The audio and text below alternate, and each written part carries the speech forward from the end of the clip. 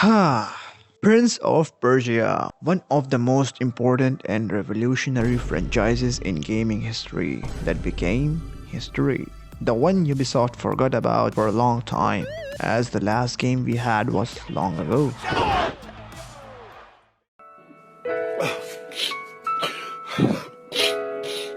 Why am I bad at jokes? Well, I still remember playing Prince of Persia for the first time. It was the 1989 one, the first video game I ever played in my life.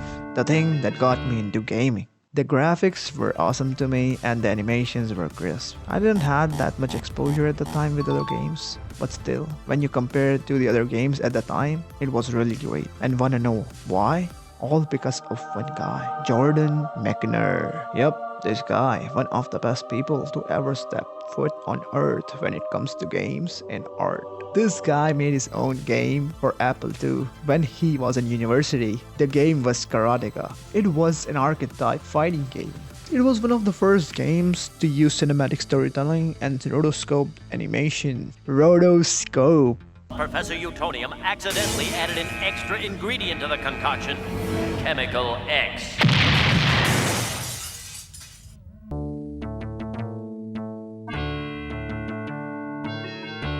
And the game had really good animations at the time because they were rotoscoped. And one other fun fact, the person doing all of the moves was none other than Jordan's brother.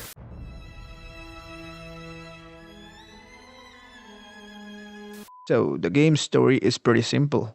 We are an unnamed commoner that princess loves. The sultan of our land is fighting war in another country, so his vizier, Jafar, plans a coup and seizes the palace. He locks the princess in a tower and tells her to marry him. Jafar puts a spell on her, making her fall in love with him within 1 hour in the original. But my Jafar was f***ing lazy, so I had like 2 hours. Now we are imprisoned in the palace dungeon, and guess what we are gonna do? Correcto, we are gonna rescue the princess. Can't let go, our only hope out of poverty, can we? So we wake up and find ourselves at the bottom of the palace. Now we have to go on the top floor of the tower in order to rescue our love. We fight our way through soldiers and deadly traps. We experience a lot of crazy stuff like facing our body double spirit, fighting skeletons. Now, what I specifically want to mention is the art of game level design. Trying out something new and not worrying that much about the game lengths. This is something that has been lost, like the genuine care that games had before. Now you just get games like Assassin's Creed Valhalla, which are stretched to oblivion to provide more baseless content. Here the mechanics are pretty simple. Little jumping here and there, traps and sword fight. When you fall from more than one floor, you lose 1 point of your life. And most of the traps, they just outright kill you. And they kill you in a pretty nasty way. And man, the sword fights in this game are just so tense. Unlike games nowadays with fast-paced gameplay and fighting, the sword fight in this game is slow. And you feel the weight when fighting a regular Joe in this game. You have to parry their moves and then attack. Your attack has recovery frames. You just cannot spam attacks.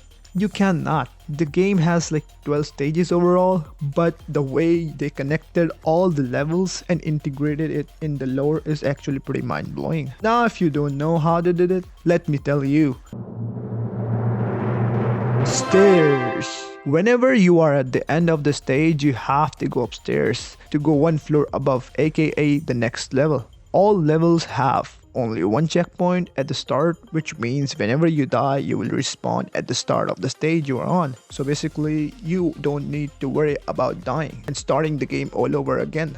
You have the freedom of finding stuff by trial and error because there are tons of off-screen jumping in this game, and boy, are they not annoying at some stages. Even though you don't need to worry about dying that much, there is one thing that you have to keep in mind. You have to finish this game within 2 hours. Yep, 2 hours. And if you are playing the original, it's 1 hour. And the best part is when you die, the timer does not restart. So basically, in your first playthrough, you will just waste time by figuring out the stages. and you can complete the game in your second playthrough. With this in mind, now you can understand the tense moments when fighting with these dudes. Overall, this game was pretty solid and everything in it had its purpose. The way they connected the stages, the timer mechanic, the sword fighting, it was all well planned. This game influenced the gaming world a lot. Even the earlier Tomb Raider games were inspired by the animation technique and gameplay style.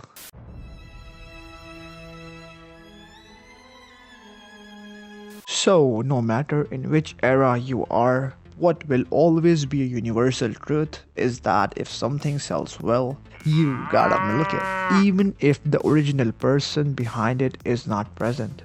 Jordan Mechner was in full control in making the first Prince of Persia, but being the Chad he is, after making something so great, he moved on to make something great again. That is just how Chads roll. Unlike modern gaming studios, milking the shit out of IPs, and don't you worry my friend, we will come to this point later in the video. So the studio decides that they want to make the next part, which released in 1993, but as Mechner was occupied with other projects, he didn't have the time for Prince of Persia. Thus, he was a little distant when it came to creative input for making the second part. This resulted in something similar but also a lot different from the core at the same time. The game was way better than the first one when it comes to visuals and had a lot more better cutscenes. Well, the level art and stages are much more mesmerizing, giving much more Arabian Nights vibe. The parkour was same, but,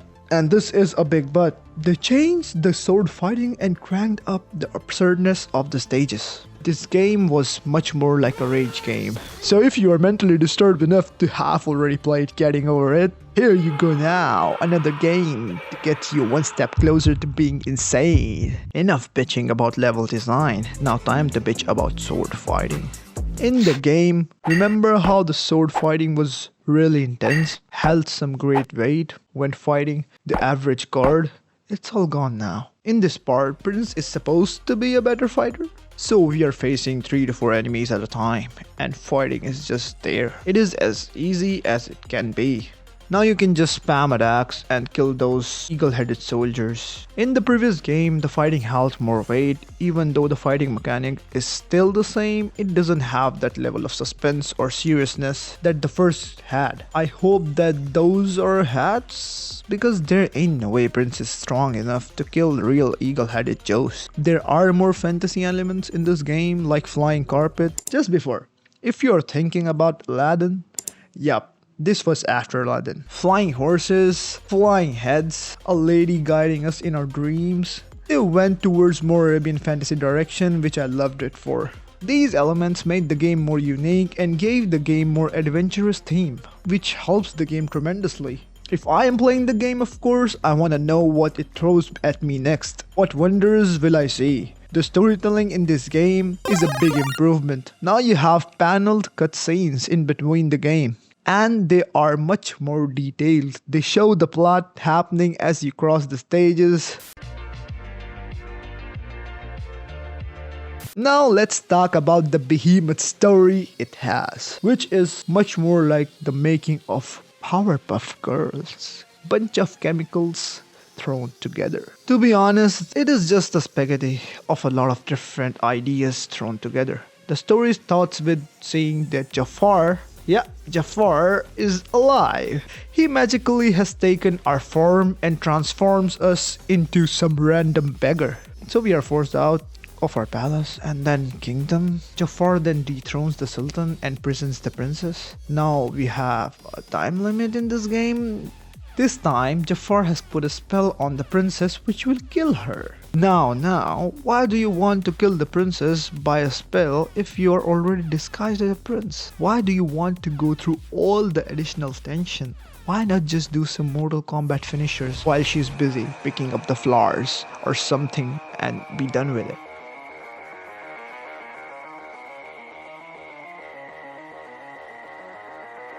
On the other hand, when Prince escapes the city through a ship, he obviously goes to sleep while traveling. I mean, if I had a day where I was getting married to the princess and got transformed into a beggar and a bastard named Jafar took my form, making me flee the city, I would have also gone unconscious while crying. Damn.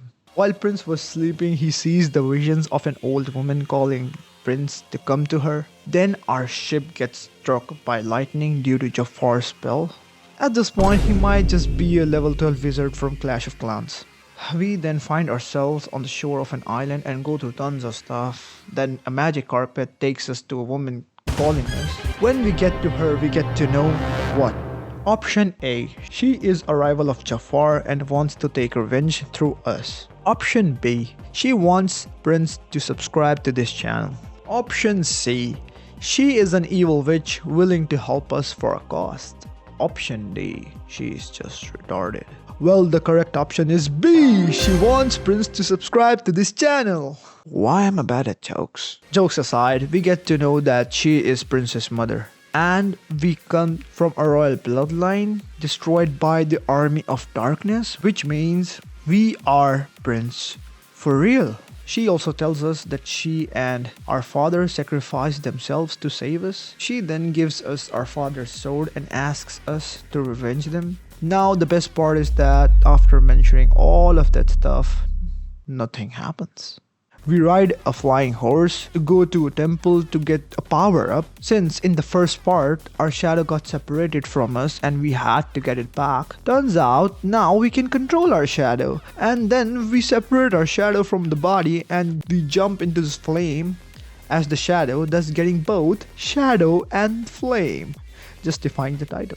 We then ride another magical flying horse to go back to the palace and get our juicy revenge. Then we confront Jafar and he does the wizard thing. Now the last stage of this game is just batshit crazy. Now I'm gonna explain to you what I understood from playing the game. We have flames or power up in our shadow, so we take a bunch of hits to separate our shadow from our body.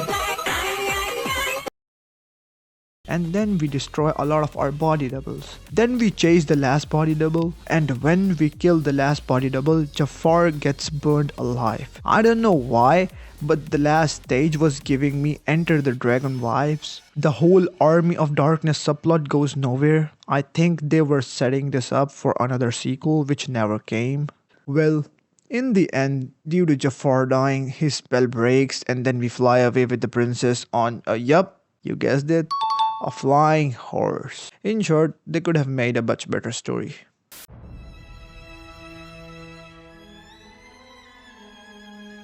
Now we are gonna talk about this mess. Even though as much as I like this series, I cannot defend this one.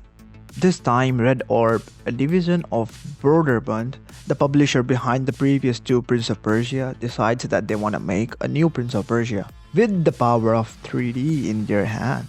They reached out to Mechner and pitched him about the project.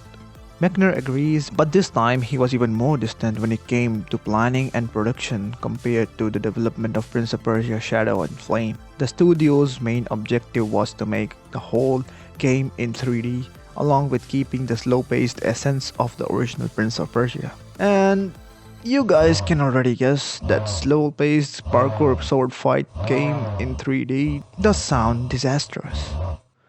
I mean, really? Slow-paced parkour? Even though it does sound horrendous, the cherries on top of this mess was that they thought that, a game franchise is doing pretty well. Similar to ours, why not implement our parkour mechanics and camera controls based on that game? And if you're still unable to guess, drum rolls.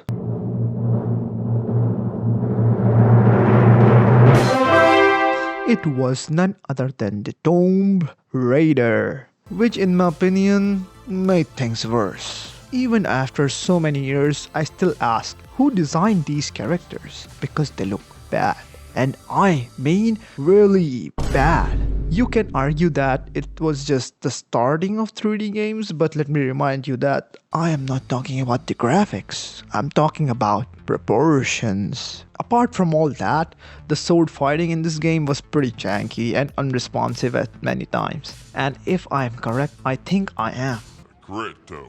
This is the only game where Prince shoots arrows. No need for Farah now, huh? So remember when I mentioned that previous games were pretty challenging because some traps just outright kills you, they did the same thing here. And they had potions hidden all around the game along with hidden traps that one-shots you. It was a relief that they decided to let players save at any given moment. Spoiler alert, they didn't.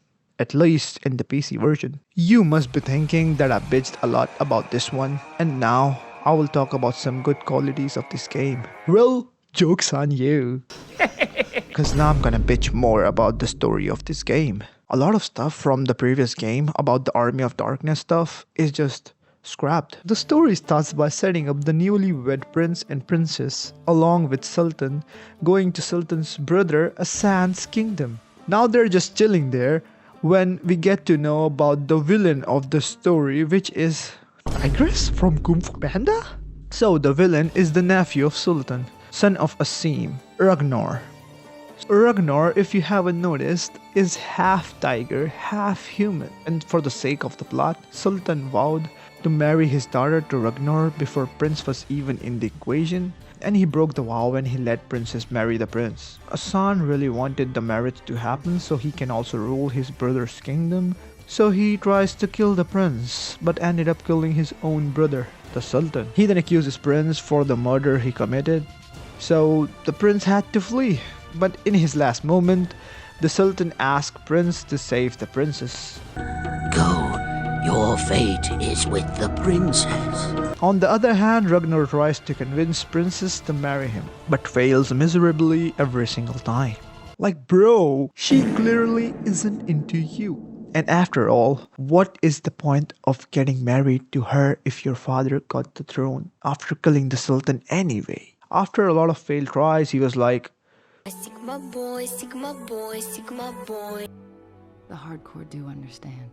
he just punches her in the face and ties the princess to a large gear machine to crush her to death. So Prince again go through tons of challenges and at the end he kills Ragnar, rescues the princess, then both of them fly away happily on, you guessed it, the magical flying horse. At least they kept something from the last part.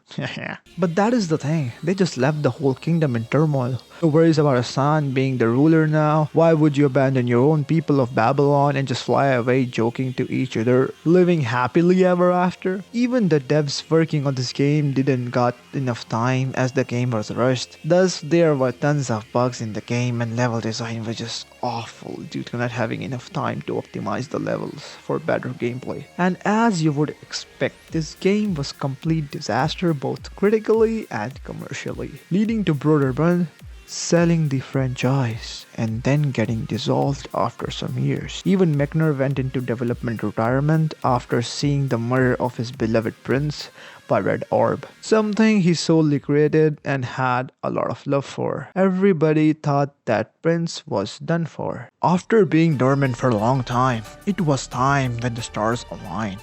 And boy, did they not. It was his time to make history again for modern games. It was his time to inspire. Having had the sands of time, the prince woke up. And so he cooked. And he cooked too hard. Remember that I said Broderbund sold Prince of Persia? And it turned out that Ubisoft bought it and was ready to make something new out of it. But the foundation was not laid yet.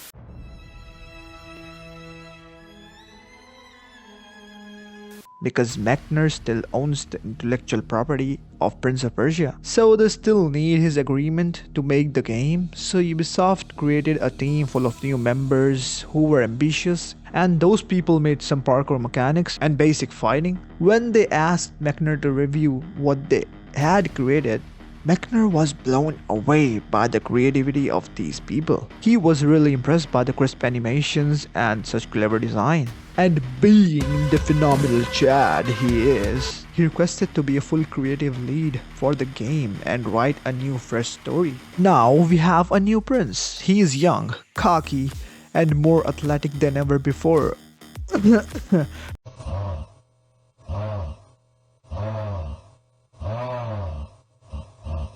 And the best part is, he can back up his cockiness because he is so cool. This game is an eye candy when it comes to animation because every animation from wall running to basic parkour fighting is greatly detailed and stylized. Now, the prince and his father Shahraman are traveling along with their army to visit the Sultan of Azad, and in their journey they meet this guy Wazir, the Wazir of local Maharaja, and it turns out that he was willing to betray the Maharaja. He told Shahraman about the great hourglass of sands of time in the treasure vault of Maharaja. In return, he just asks for dagger of time from the vast treasures of Maharaja. Shahraman thinks, why not give this hourglass to the Sultan of Azad, and then agrees with the terms of Wazir. So the whole army of Shahraman attacks Maharaja's fort, and Wazir lures the defense systems of the fort, making it super easy for the army to get in. The prince wanted to get honor and glory, so he steps in first and successfully enters the treasure vault. He then sees that how big the hourglass is and think of getting something which he can easily carry. When he sees the dagger of time, he uses his unfathomable parkour techniques to get it. When he was holding the dagger, the upper level drops on him and he accidentally presses the button on the dagger, revealing its power of reversing the time.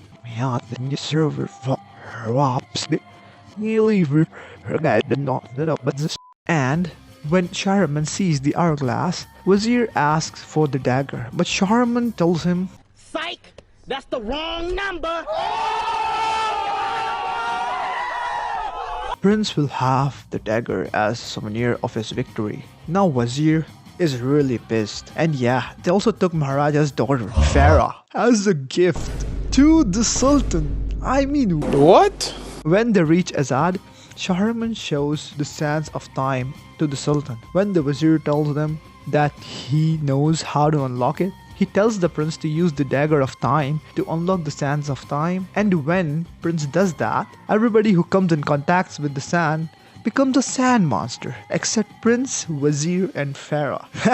Who could have thought that Wazir would do that? Prince runs away from Wazir and then works along with Farah. Even though both work together, they still don't fully trust each other. At first, Farah once even tried to take the dagger from the prince, but as their journey continues, their bond grows strong and they become closer. After going through different sections of the palace, they finally reach where the hourglass is kept. Farah tells Prince to put the dagger into the hole on top of the glass, but Prince becomes hesitant as he starts having doubts about Farah's intention. Suddenly Wazir comes in and casts a hurricane type spell, making Farah almost fly away to her death. But Prince also jumps and catches her, and they both fly away with the dagger into a tomb. They both were hopeless when Farah tells a magic secret word to Prince, Kakulukia, and then a secret pathway opens which takes both of them to a magical bathhouse where both of them bond together. After the bonding, the prince gets sleepy, and when he wakes up he sees what? Option A, Farah is making bread for him. Option B, Farah is also sleeping. Option C, the actual person he was bonding with was Wazir. Option D, Farah stole his dagger along with his sword and ran away. So now we are swordless and we need to get one. Otherwise, how would you defeat those sand monsters? So we solve a puzzle and get a sword, and then we get to the top of the floor by doing our unfathomable parkour. When we reach the top floor, we see that Farah is trying to fight some sand monsters, but in that process, she almost falls down to death. But we hold the dagger at the right time, preventing the fall. But when Farah sees our hand getting cut from the edge of the dagger, she let go the dagger and dies. We, the angry prince, then goes to the hourglass where Wazir confronts us again and tries to convince us to give him the dagger, to which prince says, Why the fuck you lying? and then he inserts the dagger on top of the hourglass, which reverses the time a lot. And when Prince gets his senses back, he notices that he is still in his tent and the army of his father was preparing to attack the Maharaja. He then dashes to the chamber of Farah and tells her about everything that happened. Then out of nowhere, Wazir comes in and we kill him. Although Farah doesn't believe our story, she does appreciate us giving the dagger of time. And yeah, Prince also does this. When she asks Prince for his name, he simply replies, Just call me Kakolukia. and then the game ends. Finally, a good story. Simple but good. Now, even though the story is pretty simple, the strong point of this game is the storytelling. In the whole game, Prince is the narrator, and he's telling his story to someone, or should I say to the player. It is more like you are being read a bedtime story, and we also get to hear inner thoughts of Prince in the story.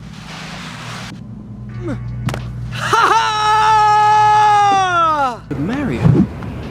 After all, she is a Maharaja's daughter. A conquered one, but still, her blood is royal.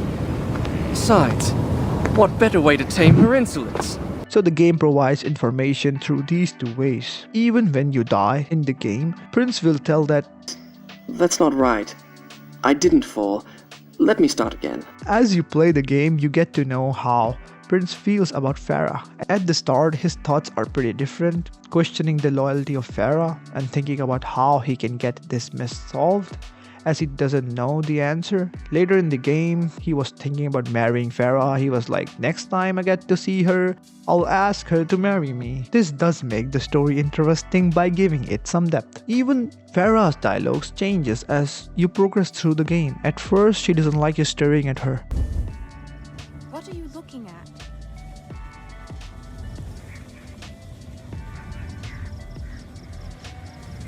Stop staring. But as the story progresses, she appreciates your eyes.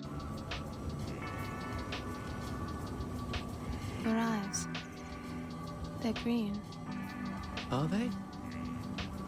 These small things really do add up. And man, the soundtrack in this game, they killed it with the soundtrack. The Arabic and Indian feeling of fantasy and dread, you feel it all. That is how good these soundtracks are. This game is like an action movie. It doesn't just give you simple exposition dump, it unfolds. Playing this game is more about the experience and the feeling. At first you are fully clothed, but as the game goes on, your clothes get roughed up and at the end you are shirtless, showing your 3D polygonal body. You can say the addition of bruises on Prince as the game progresses. Overall, the art design is really good.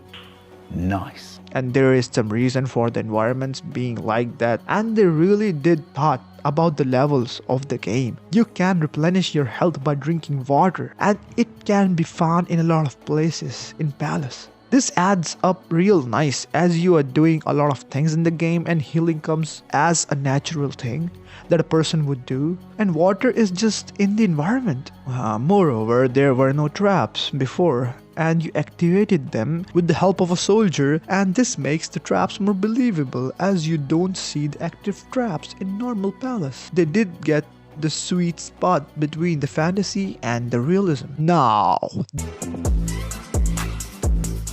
so the one really unique thing the game did was to introduce time reversing system. Yup, you can use the dagger of time to reverse the time to a certain extent. They did this because parkour was not that easy, and if you are not giving attention, you're gonna die. And you're gonna die a lot, which is like punishing the player for trying to explore. So they came up with this mechanic. And boy, did they cooked. This mechanic alone was good enough to make it such a unique game franchise, and you can use it anywhere. If there are traps, then you can slow down time to cross them. If you fall to your demise, you can just rewind. It made the overall system better and made the game relatively easy for players. The parkour in this game is really good. The wall running feels really nice, and the best part is that even though the parkour system is nice, they also succeeded in designing good levels. Some levels are there to challenge you, like the last bit where you have to climb the whole tower without the power of rewind, and some levels are there just to release dopamine as you are doing smooth parkour combos going from one place to other. The camera in this game is really bad. The amount of time I have died just because the camera angle changed and those ropes physics are so shitty. Still, I'm not gonna dwell a lot. since it's a pretty old game. So in this game you work along with Farah. She also helps you by going through the cracks and opening the doors. She also helps you in puzzles by doing the part you're not able to do. The way they integrated Farah in the game does make her important, even if she dies a lot, and trust me, she does die a lot. I'm sure that all the players who have played the game would agree that she was not useless, which is a pretty good thing to achieve gameplay wise. Now, there are some puzzles here and there in this game. Some of them are really thought out, like the one we have to complete to activate the trap system in the palace, and some of them are just there for gameplay, but none of them are frustrating and provide somewhat challenge. So neither will you be bored, nor you would be stuck in a puzzle long enough to make it a drag. Puzzles are more like a nice addition to the gameplay. They certainly add more flavor for sure. Now the weakest aspect of this game is the fighting. You have some variety in enemies, and Prince also have some moves, and there is certainly different ways of killing different enemies. So if you look out for those, it's not that hard, but a lot of people don't focus that much, and it becomes really tedious to kill those monsters, especially when they give you no room and teleport towards you. You also need to give a final blow through your dagger in order to kill them, otherwise they will just rise up. You also have some sand powers which can help you in defeating monsters. You can rewind if you get hit a lot, you can slow time if you need to get out of a tight spot. Some moves in the game are just straightforward, too overpowered. The only frustrating part is that you have to kill tons of enemies to create save points. You cannot save if you don't kill every enemy, and they spawn in waves because there was a limitation in PS1 with the amount of enemies they could have had on screen. That is why they decided to have waves of enemies, which is a good thing because it would have been nuts to fight all of them in a single wave. But still, even if you're using the same moves, you won't get bored because the game does not stretch itself for content.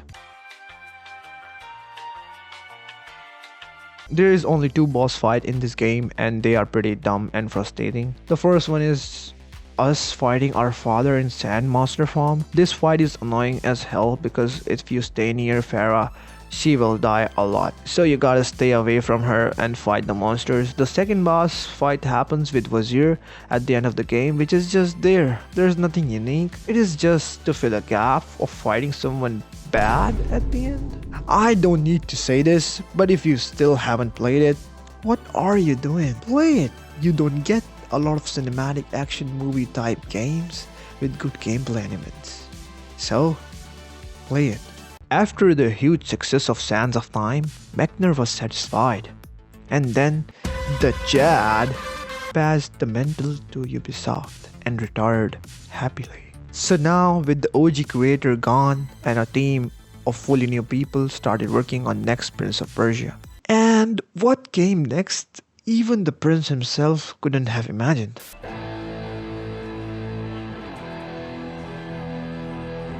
As you have been with me this whole time, you can understand the tone and the theme of Prince of Persia is a pretty light fantasy and somewhat magical. But now I introduce you the dark, gothic, edgelord prince who doesn't care about anybody and is the king of badassery with great one-liners. You will never reach our shores alive. For your sake, you better hope I don't. The theme of this game is pretty dark and gritty. The world seems dull and feels dreaded, and don't get me wrong here, cause it's not a dull, it's a good type of dull. The game looks great, but it's the feeling of the world being dull for the prince, and as the player we can also feel it. The art design of this game is just something else. In some cases, like this one, it is great, but in some cases, like the character design choices of females, are not that good, as they're eroticized more than needed. How do you even find all of that makeup on such island? But still, it is just a nitpick at best. Even if the game is edgy and gothic, I really liked the tones when I was a teenager, but as a grown-up, I am not that big of a fan of this much edginess, but still I understand that they made this game for the teenagers of 2000s and they nailed it for their target audience, as it was the thing at the time. Teenagers did used to like this kind of stuff when hard rock and metal bands had an uproar, and if you do like over the top edgy stuff, then you will love it. This is the time they went for a more mature theme, and they had Prince swearing. You bitch! But this line was justified for sure. So the story picks up several years after the events of Sands of Time. We are showed that Prince is running from someone, and he has been running from a long time. Then we get to know that he is facing the consequences of the things that he did in the Sands of Time. When Prince did the Grand Rewind, he broke the rule of the universe and altered with reality. Thus, the Guardian of Time, the Dahaka, is after Prince. Or in short, Prince is being chased by the Time Police. So, Prince has been running from Dahaka for a really long time. He even states that for the first time in his life, he is afraid because the creature chasing him is unkillable. After talking to the old man, he gets to know about the Island of Time. And there are portals in that place which can teleport people to past. So the prince rolls out immediately to find the Island of Time, and his plan is to stop the Empress of Time from making the Sands of Time in past. If the sands were never created, then Prince wouldn't have released them or wouldn't have done the Great Rewind. So Dahaka wouldn't have any reason to chase Prince. But as Prince travels on his ship heading towards the Island of Time, he is attacked by Shahadi. Yup, this is her. After being defeated by Shahadi and getting a scar on his face, Prince drowns and finds himself at the shore of the Island of Time. While chasing Shahdi through the Island of Time, Prince discovers the portals that takes him to the past, and this could have been just a cheap gimmick, but people making this game had a great idea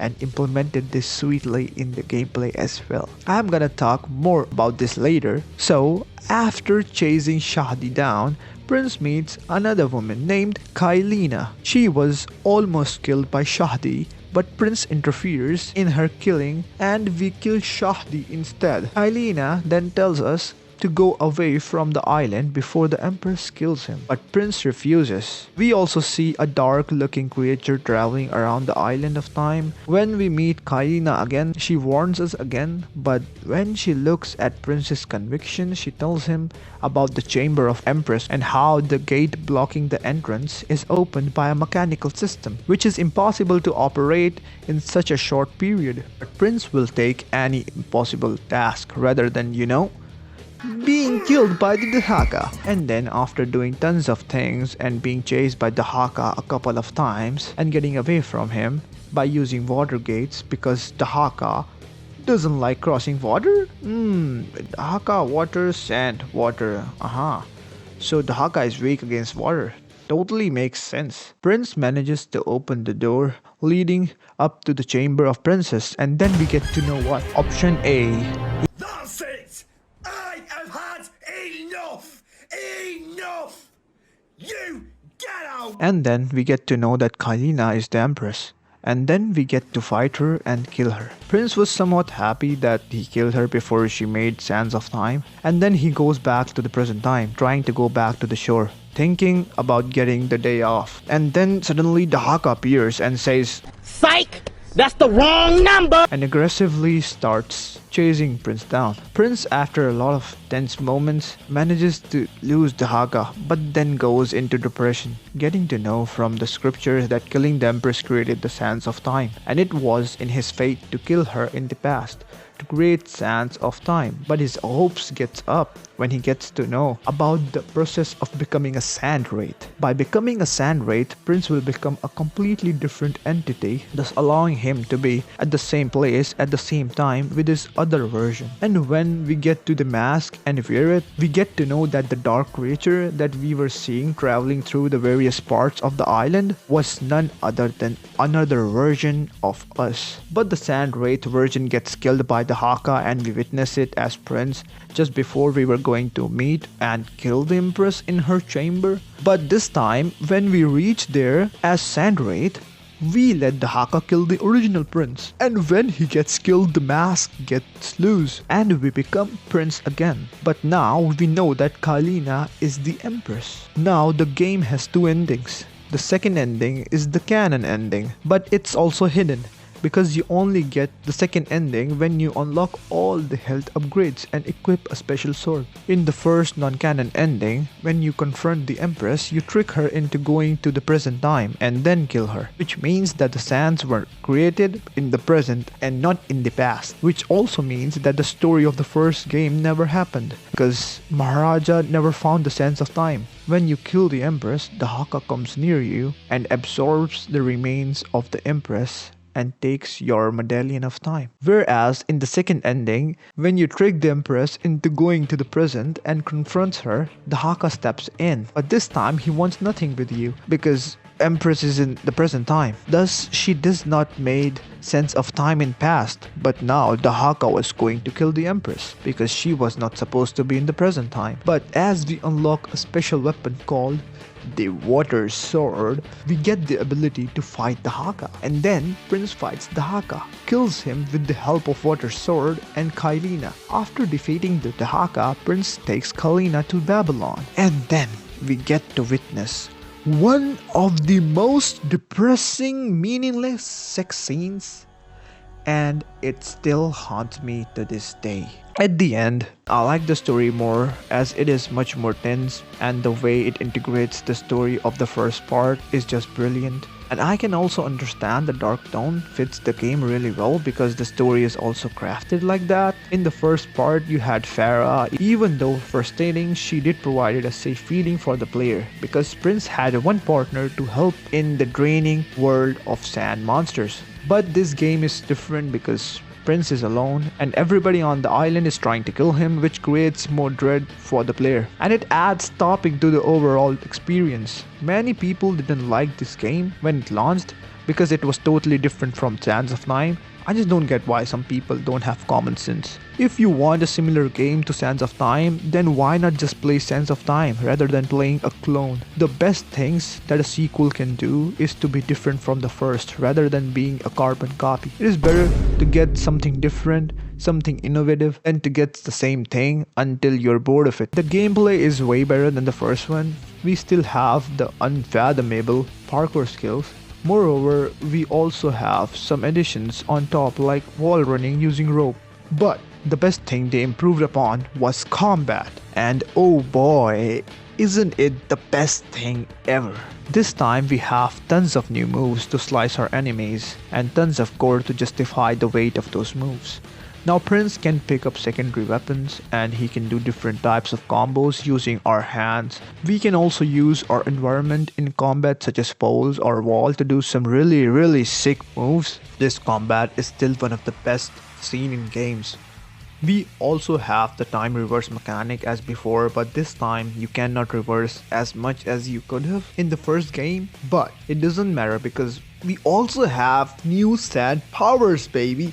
Although they're edgy as hell, they do work and damage the enemies a lot.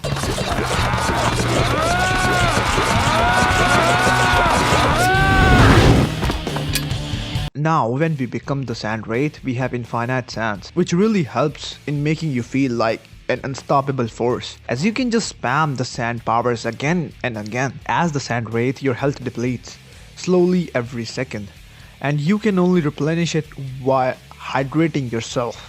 This is really genius because it creates a sense of hurry in player's mind and you become the Sand Wraith almost near the end of the game, which really sends in the signal of high stakes. Now, the level design of this game is something that I'm not a big of a fan of, cause as an action story parkour game, it should have linear design, as it had in the first part. But in this part, you have a semi-open world, so you can go to any place within the palace. Though you can see the destination on the map, it is up to you, but that also comes with tons of backtracking, which kills the pace of the story and sometimes just outright confuses the player, as the player just becomes clueless about where to even go.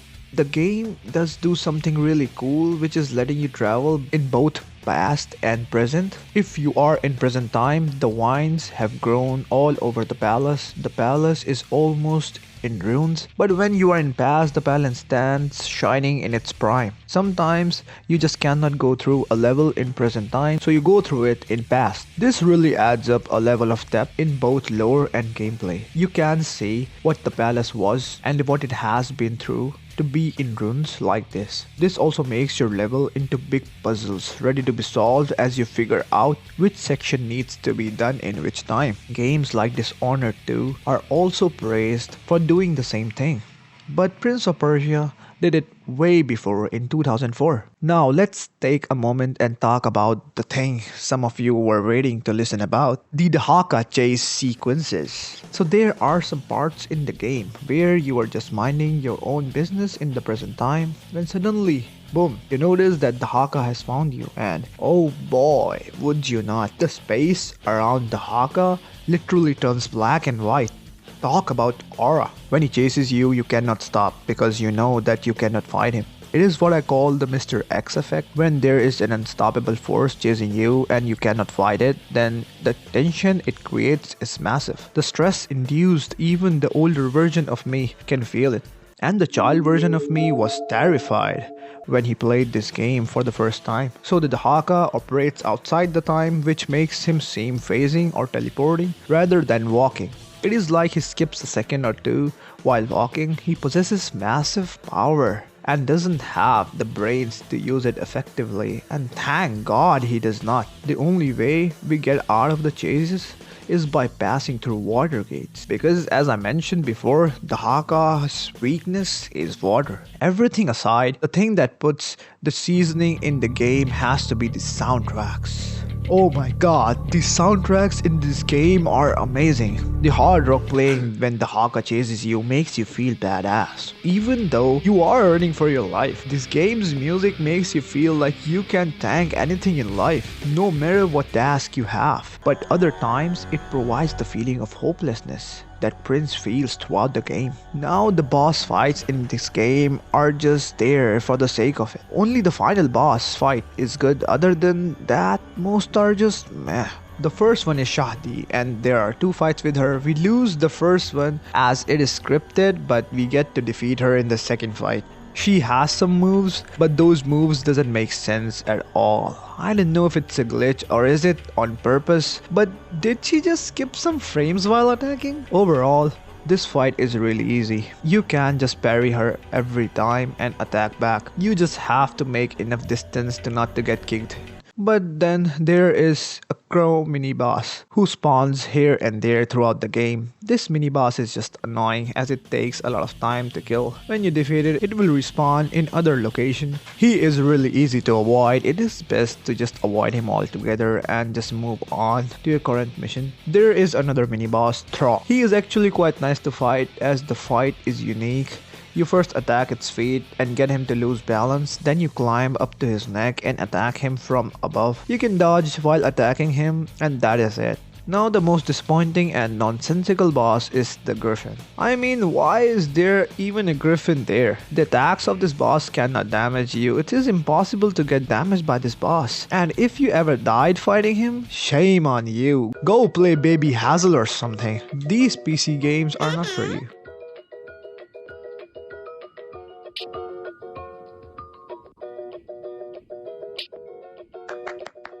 You are in sand wraith form, so you can just spam your sand powers, making it a really easy boss battle. Now the best boss fights are the end fights in both endings. Kylina and Dahaka both have different and unique movesets. They both are not easy to beat and poses as a real threat, as you have to fight them seriously. I would say that Dahaka is more difficult to fight than Kylina. Now, even though this game is great in my eyes, I cannot help but notice its full potential being lost due to time constraint of the devs on this game had. I mean, this game released after a year of release of Sands of Time, whereas Sands of Time took 2 years. And you can see the impact of that in games like semi-open world with backtracking and a lack of meaningful and unique puzzles fitting the narrative. Because in this game, the only thing you have in the name of puzzle is just cranks. You just rotate cranks here and there, and then rotate more cranks, and then rotate more cranks, and so on. It pains me when I see the title, which is really good. despite of time crunches like these. Because if it is that good, how much more good it would have been without these time crunches. If you still haven't played this game, then you should definitely try it. The Two Thrones is particularly more interesting when compared to the other games in PoP franchise, because it has been through a lot, and by this I mean a lot. The development title of the Two Thrones was Kindred Blades, and the plans they had for this game were crazy. They were doubling down on Dark Tone Prince and had tons of stuff planned out for him. They also showed a lot of things in the E3 trailer. Basically, in simple words, they were ready to cook something legendary, something great. So you must be wondering what happened. Well, Warrior Within sold really well, but not as much as Ubisoft was expecting. And there was also backlash from the fans over the dark, edgy game they made, and what they did to handle this situation is to play safe. And one more thing, the studio working on Kindred Blades was not fully experienced with Jade Engine, which was used to make the other PoP games. So what Ubisoft did was that they took the foundation made by Casablanca and gave it to Ubisoft Montreal. And Ubisoft, being Ubisoft, gave them a tight timeline, tighter than those skinny jeans those cringy influencers used to wear. They gave Ubisoft Montreal 9 months. 9 months to make a fully new game with additional features and gameplay mechanics. Fans were really excited for this one after the E3 trailer and the promises made by Ubisoft Casablanca. So to adapt to the current timeline, Ubisoft Montreal had to cut a lot of content, and that is the main reason that why this game has tons of features, some conflicting each other's purpose while other being rarely used, making you think why even add that feature if you're gonna use or see it on such rare occasions. I know what you're thinking right now, you don't need to worry about it. We will talk about all those features and cut content later in the video. Let's first talk about the game that got released.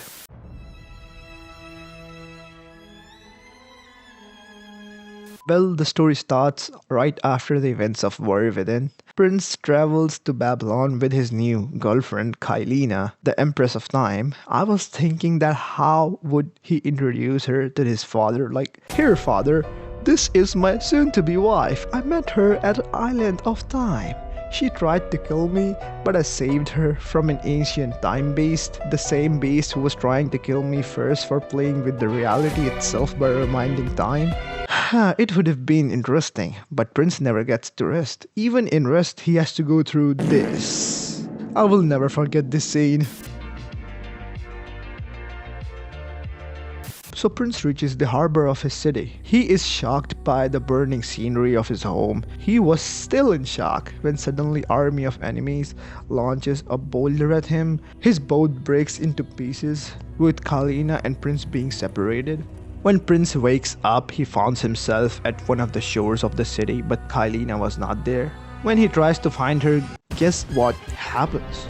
Option A, he finds that Kylina drowned to death. Option B, Kylina uses her sand powers to reach the prince. Option C, the prince sees two guards taking unconscious Kylina somewhere. He tries to call her, but he was far. So nothing happens. Prince then advances towards the palace to find out who is leading this army and attacked his home. After reaching the throne room, he sees Kylina tied to a wall and just dashes at the place even after seeing that the place is filled with enemies in order to save Kylina. What happens next is self-explanatory. Prince gets his butt kicked and one of his hand gets tied in the chain of Mahasti, one of the enemies. And then the big bad guy is revealed. This guy again? So it turns out that after Warrior Within, the whole timeline got changed because Maharaja never got the Sands of Time. So Shahraman's army never got to know about it. Thus Prince never went to Farah's place to handle the Dagger of Time. So the end fight with Wazir never happened. And that is why the stories with time travel are always bizarre. Well, the Vizier welcomes us and then proceeds to kill our girlfriend in front of us. Stabbing Kylina with Dagger of Time releases the Sands of Time again. Now, don't ask me where Vizier got the dagger from. Even I don't know that. probably a plot hole, or you can say he just found it for the plot convenience. After stabbing Kylina, Wazir stabs himself asking to be immortal. In other words, he makes a wish. Wazir then transforms into this, whatever this is. To be honest, looks goofy rather than scary. When the sands were released, Prince didn't have daggers, so he also starts corrupting due to coming in contact with sands of time, but he manages to get the dagger before transforming, saving himself. But it turns out he is not fully secured, because now he has an alter ego inside of him, the darker version called the Dark Prince. Obviously. Now, the Dark Prince lusts for battle and is far more cocky, powerful than normal Prince. This adds more to the storytelling. We will come to that later. Now, Prince chases after the transformed Wazir and he knows that he will find Wazir in the Tower of Babel. In his journey, he meets Farah, who is also after Wazir because he murdered her father and wreaked havoc in her kingdom. Now, after meeting her, Prince starts to simp for her. Like, Prince, what about your girlfriend that you bonded with on your boat some days ago? Or was it so depressing that Prince had to move on? Even as we are going through the city, Kylina narrates that Prince promised her a safe life in Babylon and they both were trying to change their fate, which was the main motivation for Prince to rescue her before she was killed by the Vizier. But still, this doesn't make sense at all. Does that mean that they were just passing time or something? If so, this ain't no way to kill some time. The storytelling of Sands of Time is back, and now we again have a narrator, who is Kylina. Now she is telling the story in pause menu. Please let me know when you're ready to hear more. If you haven't noticed yet, the theme of this game is completely changed back to the Arabian Persian fantasy, as he has the same voice as he had in Sands of Time. Recovering from my time away, or sitting with father. And all of that darkness inside the prince is just gone now. They do explain that Prince was mentally disturbed due to the Haka chasing him all over the world, and now after everything he has been through, he is healing or has healed. We also have Prince's inner monologues throughout the game. I know these streets. But this time there is a twist due to having a different personality inhabiting Prince's mind. Dark Prince taunts Prince on doing dumb mistakes and questions his decisions. You really should know by now that entering portals made of sand only leads to trouble. He also tries to convince Prince just to focus on his revenge and neglect his own people who are in desperate situations waiting to be rescued by someone. Well, look at that. A trap. Do you see now what happens when you try to help other people? You die. This is a really great form of storytelling perspective because we get to listen to two people arguing in the same body. And we get to listen to both of their different perspectives, and we can articulate whose argument is better and will help overall. This game doesn't just goes back to the Sands of Time narration but improves it, which is always welcomed. So now with the help of Farah, Prince goes through various challenges, fighting tons of enemies, and he again gets to experience being with Farah. Although for Farah it's the first time she's getting to know the prince, she also sees him in Dark Prince form. After that, she felt betrayed, thinking that Prince is also one of the monsters. And after some pursuing and talking, the situation gets resolved. And after some time, when Prince was just about to meet Farah in the Hanging Gardens again after being separated, Farah gets abducted by the Vizier. And then Vizier breaks the bridge Prince was on. The Prince falling down to his death is saved by transforming into Dark Prince. Then Prince goes through the underground well and finds his dead father. Then he mourns about his father's death and picks up his sword. After dwelling through that dark well, Prince starts to climb the Babel Tower. After climbing the whole Babel Tower, Prince confronts Wazir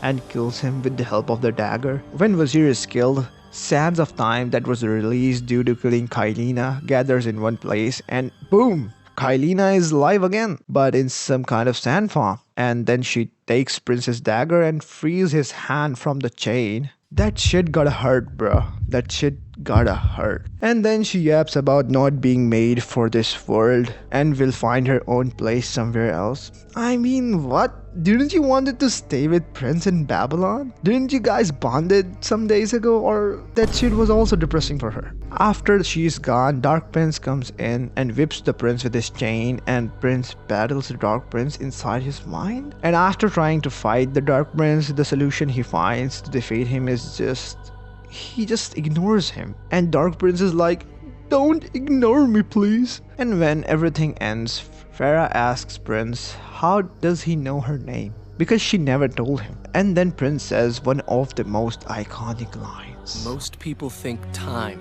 is like a river that flows swift and sure in one direction. But I have seen the face of time, and I can tell you, they are wrong. And so the story of Prince is concluded. Now a lot of things in the story do make sense, but also a lot of stuff don't. We never get to see his relationship with father. Prince just talks a lot about that in the game and even tells Farah how much he wants to see his father again and tell him tons of stuff and how highly he thinks of him. The game story has a narrative of Prince coming in terms with the things he has done and accepting the consequences rather than just rewinding the time. But here comes the main problem. When he sees his father die for no reason, he should think about rewinding the time, because this has nothing to do with him, and he just accepts it like it's just another Joe dead and talks about accepting the things he has done, but he has done nothing. The whole message of accepting the consequences seems convoluted. The Dark Prince is supposed to be his dark side, and at the end he fights him as the Dark Prince taunts him that he could have used his power to do a lot more, but he didn't.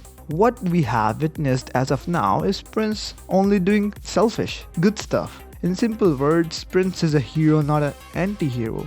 But the story just tries to portray him as an anti-hero. There is a famous saying of show, don't tell. In this case, they could have portrayed some shit that Prince did that was wrong, but they don't.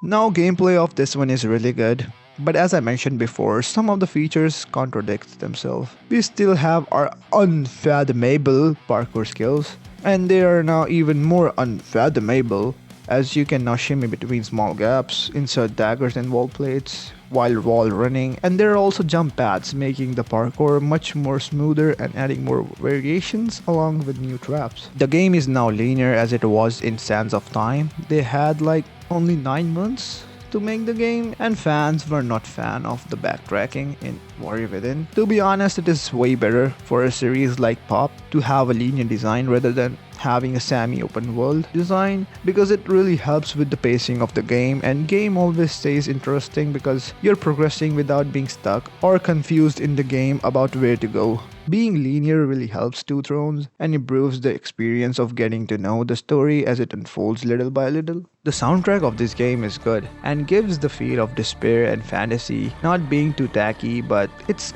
not as good as the soundtrack of Sands of Time and Warrior Within. Now there's one thing that I appreciate. Prince normally appears to have more like a rogue type build rather than looking like a guy who can tank anything. Even though he can, he's agile and fast. In the previous game, you were only able to do face-to-face combat, but this game changes by giving Prince the ability to do stealth kills, for better or for worse. So now you have the choice to either silently kill your enemies or to fight them face-to-face. Much more work, but at least you will have pride. It makes the overall game much more fun, as you can now look for ways to kill the enemies from stealth mechanic rather than having to fight them. But that same thing also creates the problem because combat was one of the most crucial aspects of Prince of Persia. Even if you look at the 1989 one, and introducing a system which contradicts with it is problematic, as it is promoting the player to just rely on stealth kills rather than using a really good combat system established in Warrior Within and improved upon in Two Thrones. To be honest, this feature was made by Ubisoft Casablanca, and they had great plans with Kindred Blades.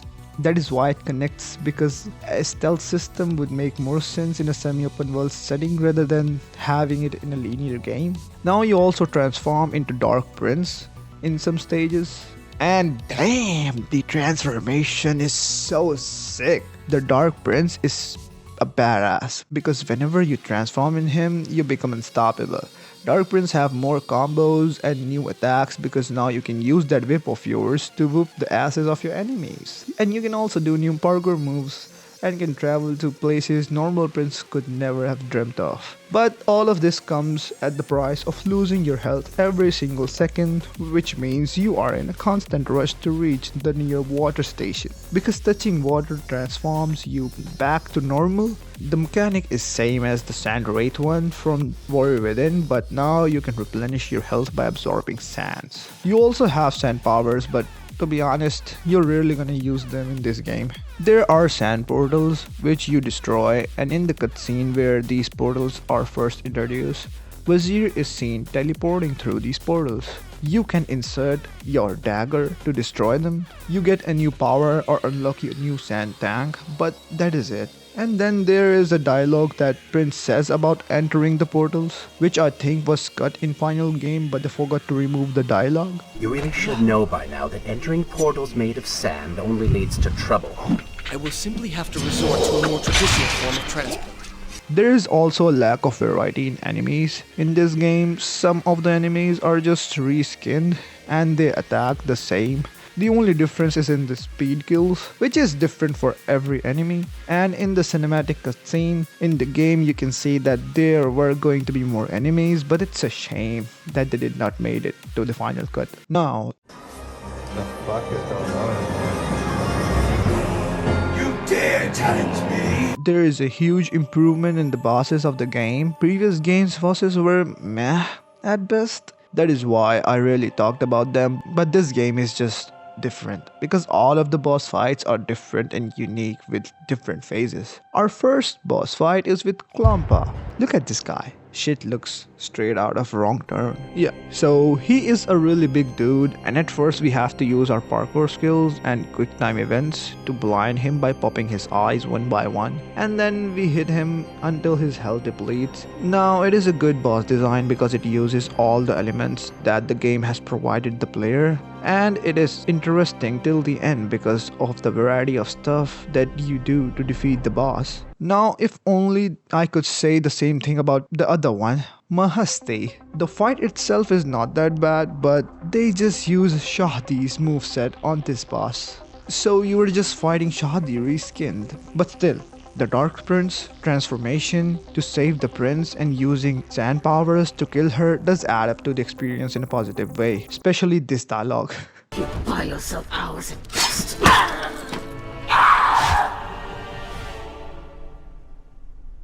If I had some sands for every time someone said that to me. Oh, I do. Oh, there are also 2 chariot races in the game, and this also comes under the category of things that seems out of place. Now don't get me wrong here, because as difficult as it is, I really loved these races. It really felt like I was controlling a chariot, not a car, and the cutscenes of the first one are really nice. Hold your horses! Come on! But it is like they just developed a whole new thing to be in the game just 2 times, and it seems like they did some changes to the mechanics to fit a more linear narrative. There is just a lot more to it. I will discuss all of it later. Now, after the second chariot race, we get to fight the twins. Or should I say, this right here is Boom, and this one is named Chick, and together they wreak havoc. So these 2 sandy assholes, or sandholes for short, are difficult to beat. These guys are unique and they need both combat and your assassination skills, aka QTEs, to fight them. This fight was hard, but it was a good one nonetheless. If you disagree with me on this one, that is fine with me. I think I like being tortured. Now, there is also a mini boss in this game. Yup, this green mouse. The fight is short and sweet, plus you get to ride him, so you cannot complain about it. At last, we get to fight the Vizier, and this fight has 3 phases. The first one is just pure combat, the second one revolves around doing QTEs, and the third phase is just doing parkour in order to reach him. This fight is really good. I would say the best in the whole series because it cleverly uses all of the elements of the game in order to defeat the final boss, and he does feels like a final boss due to having 3 phases. And the final blow, it's just chef kiss. I wish they had something like this more in other battles, but still it looks nice because it's a one-time thing. Now, you would have noticed by now that there are many features out of place in this game, and now we're gonna talk about the bigger fish in the room.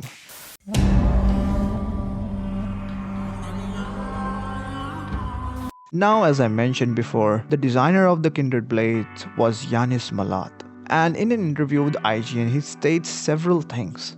The original idea of the game was to provide semi-open world like they did in Warrior Within, without a lot of boring backtracking. When they were going with an open-ended city design, the objectives were going to be more clear to minimize the confusion players had when navigating in Warrior Within. Fun fact, there was supposed to be no Pharah in the whole game, and the starting of the game was supposed to be completely different.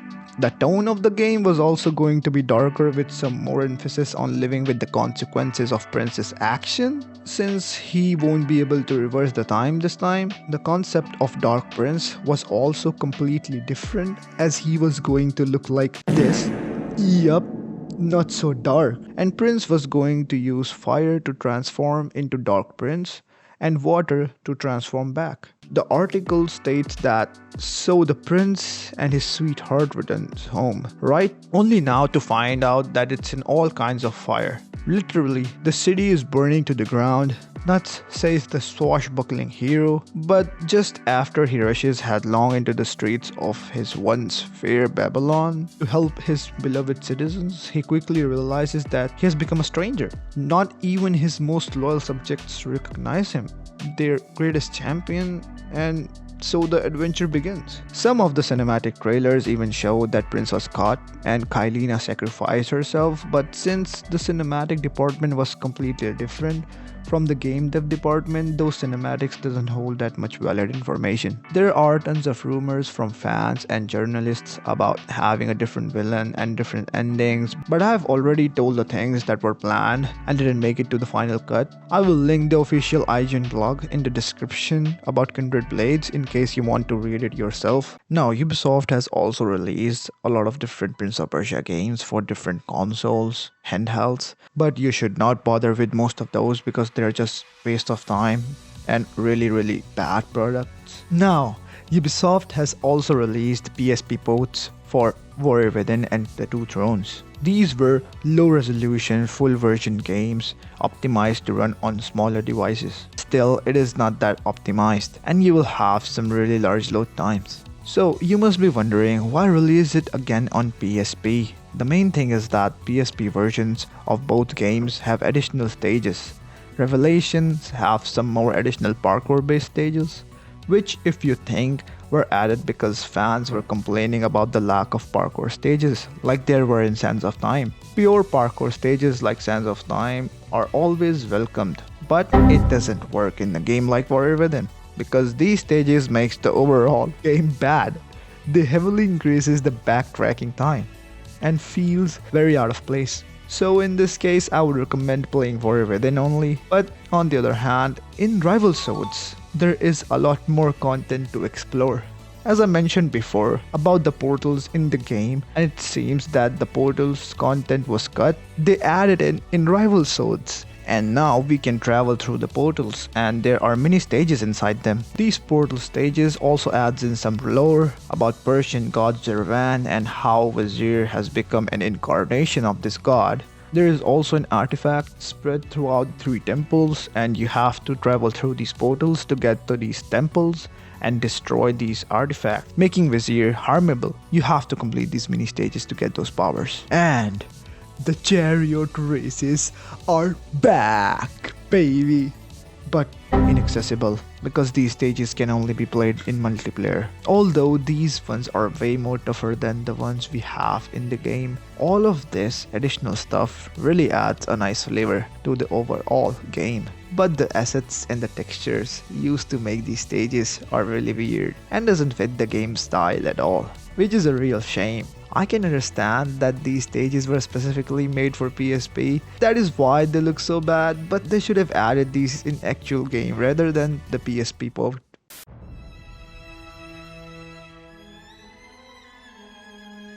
Now, this is something that a lot of people don't even know about, even though as crucial as some bits of this game is in terms of lore of Prince of Persia, this game is actually kind of hard to describe because of certain stuff. But let's ask first, why this game? Why did Ubisoft made a handheld spin-off game from Prince of Persia having set between the story of Sands of Time and Warrior Within? And this game isn't even recognizable by the gameplay standpoint. What made Prince of Persia famous was its combat, parkour, and time reverse mechanics along with story. Why would the target audience of pop would play a deck building strategy card game? And the worst one to be clear. What the fuck is this? What? What? What the fuck is this? This is garbage. It's beautiful. At first, I thought it can't be that bad because there are some really good strategy card games, but oh boy, was I not wrong. This game's control is pathetic as it forces you to use that screen mechanic to play this game and it's not that responsive. Even that aside, effort is just nowhere in the making of this game. Everything looks the same. There is no detail on maps. Some cards have the same images and are hard to differentiate. This is not just some crap. This is a seriously low budget pile of hot shit that you don't want to get into. Even though the game has its own different system and there is learning curve to it, there is one major problem. It's boring and nobody would be invested enough to even go through the learning curve. Even the story is just... It starts really well as the setup of the game is quite nice after the events of Forgotten Sands as the story takes place before the events of Battles of Prince of Persia. Prince wants to prove his worth to his mentor and his father. When he was with his mentor Darius, the Hawk appears out of nowhere and Darius gets killed while defending the prince and giving him enough time to escape. The Haka haunts Prince for weeks without Prince having any sense of direction about how to deal with the situation until he goes to the library and learn about the Box of Thousand Restraints, a mystical artifact which can be used to imprison any entity. Prince plans to use it to imprison the Haka. Now this premise is really good and you would be expecting some really great story about how Prince transitioned from an arrogant child to depressing emo gothic edgelord, but most of the game you're just fighting some random people of a mysterious race called Devas. After a lot of useless exposition about Wazir being behind this, No shit. when Prince opens the box, he finds out that it was used before to trap some more Devas and they get unleashed. The box was just one time use so it becomes useless. Meanwhile, due to tons of Devas now, the war gets hectic and Prince's mother, Mehri, tries to stop the war, but gets killed. King Shahraman was really angry with Prince because he was waging war and doing stuff without his agreement, and Queen Mehri's death was final nail in the coffin for Prince. He tries to explain the plot of Sands of Time, which never happened due to the great time reversal done by Prince, but his father doesn't believe a single word that comes out of Prince's mouth. Then tons of useless stuff goes on. War with Devas escalate and stuff happens. Prince then forms allies with one of the leader who was trapped inside the box and defeats the mystical race. After that, Prince doesn't return to his father or Babylon because the Haka is still chasing him and continues his quest of finding a solution on how to get rid of this monstrosity. Overall, the outcome and the premise of the story is really interesting even though the main story is just pure non-creative filler. It could have been much better. Whoever decided that this game should use touchscreen needs a special punishment from Garuda Puran.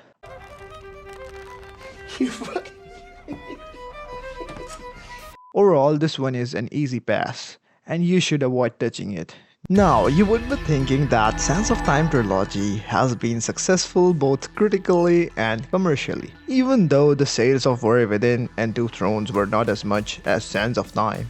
They were still impressive nonetheless. Ubisoft is an European company and has always been big in Europe, but they had bigger ambitions. They were seeking to break into American market, but Prince was not able to wall run that far. So they did two things. They started working on a reboot along with another title for Prince, continuing with the ideas of Kindred Blades. They also announced it as Prince of Persia Assassins. Now, if you don't know, this title came into fruition as Assassin's Creed, a completely different IP which did fulfilled all the wishes of Ubisoft and broke into American market with a bang. In April 2009, Ubisoft stated that just after 2 years of its release, Assassin's Creed sold 8 million copies, which was far more than Ubisoft had ever expected, and they quickly realized the potential of Assassin's Creed alone. So about the reboot, they did the same thing they did with Sands of Time, handled the making of the game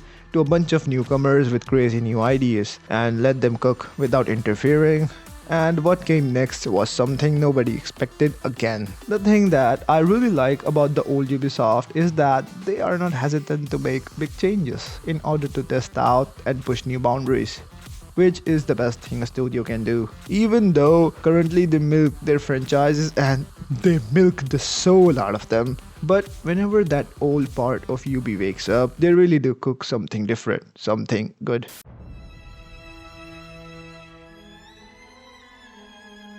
Now this game starts with Prince finding Farah while he is in Sandstorm. Farah is lost. For your information, Farah in this game is an ass. Yup, she is a donkey. Even the prince in this game is not a real prince. He is just referred as Prince. Anyways, we are just a common traveler with unfathomable parkour skills, and in our journey, we get lost due to a sandstorm and come across a girl named Elika, who is running away from soldiers, and since this prince is like the viewers watching the video, unemployed, he decides to chase after her and help her to escape the soldiers. Why are you following me?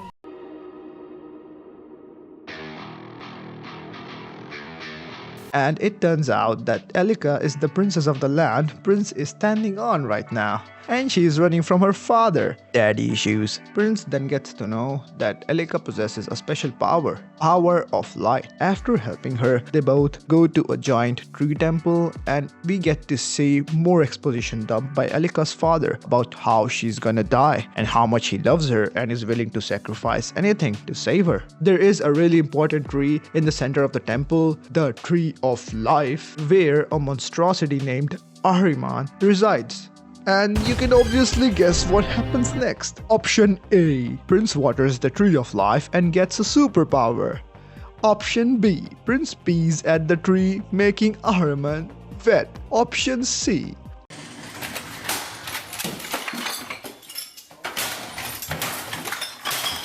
Elika's father does what humans have been doing for a long time: deforestation. He cuts down the Tree of Life and releases Ahriman. Now, since Elika has power of light, so you can also guess what power Ahriman possesses. You know, he's the big bad. He has the power of darkness. So with Ahriman out, it's our job along with Elika to get rid of him. And how are we supposed to do that? By doing parkour and collecting collectibles. Well, the game states that there are light seeds or collectibles. Basically, this is the whole game in a nutshell. You are parkouring around to collect collectibles, and there is some combat here and there sprinkled like salt. Now we will talk about the gameplay in detail, but let's finish the story. After collecting all the collectibles, Elika stores the saturation of the land.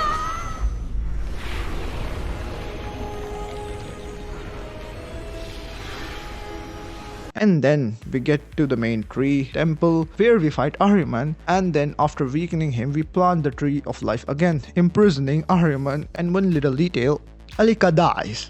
Anybody who has played this game would know that the main reason Elika's father was concerned about, and that is why he did deforestation, and now Prince takes Elika's dead body and put it on an altar, I guess, and then the game ends.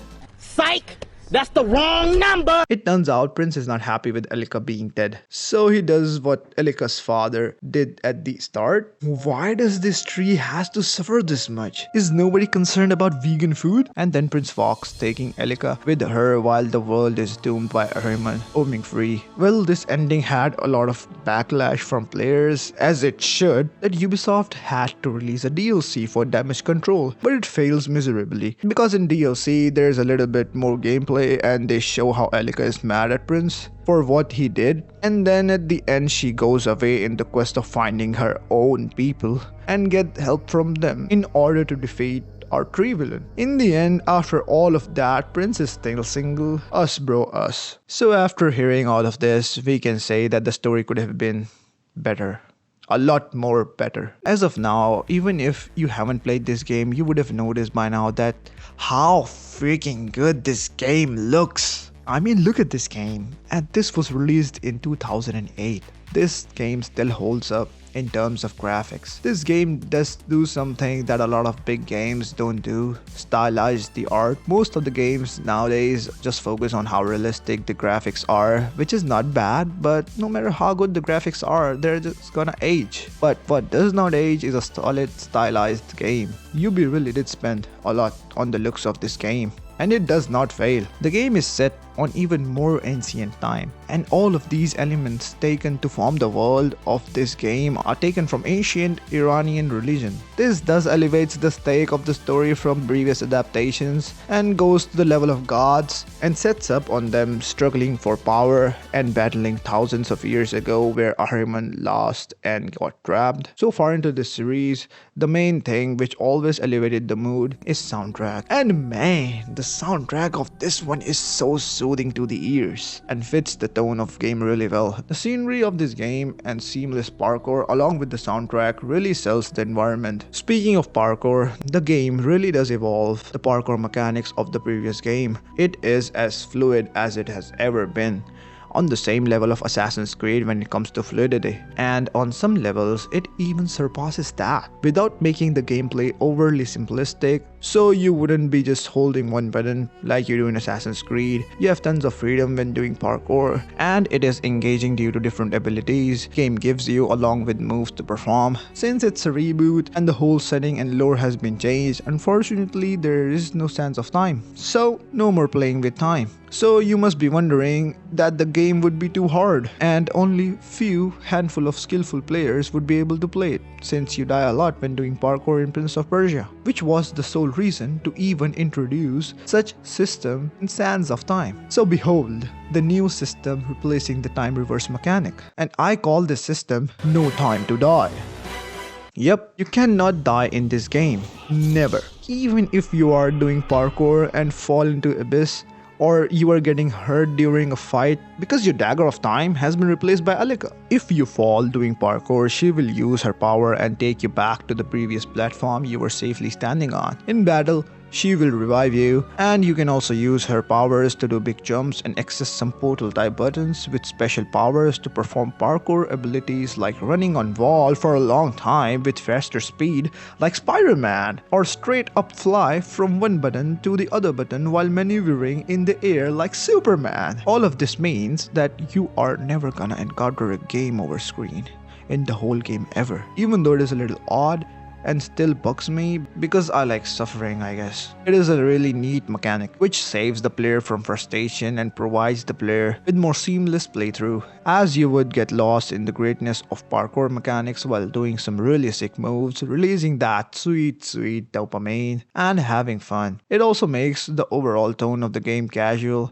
so you would be thinking that this is a win-win, because this same mechanic also causes some problems. While playing, the game will try to tell that stakes are really high, but you won't ever feel it because you won't ever die. This also affects the overall difficulty in the game when you are fighting monsters. Now, the fighting in this game is just garbage, and it feels like an afterthought, even though it's not. For this game, Ubi wanted everything to feel cinematic, so they went with boss battle style. Your every encounter with the enemy will be one-on-one, and every enemy will have some weakness and strength, and you have to attack them accordingly. While some enemies don't take air damage, some take high damage from magic attacks from Alika, and you can do long chains of combos when combining different types of attacks. The overall fight does look cinematic when you perform a good combo, but in normal circumstances, the whole fighting system falls apart, as you discover the moves that works the best against enemies, and you would basically be doing the same thing again and again,